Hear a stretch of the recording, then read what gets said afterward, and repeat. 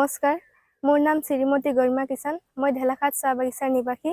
মই voice of ঝুমৰ প্ৰথম অডিশ্যনত selection হৈ এতিয়া দ্বিতীয় ৰাউণ্ডত গাবলৈ সুযোগ পাই গাবলৈ লৈছোঁ। যদি মোৰ গানটো ভাল লাগে তেনেহ'লে লাইক কমেণ্ট শ্বেয়াৰ কৰি মোক আগবঢ়াই নিব। আখৰা বন্দনা কৰি সৰস্বতী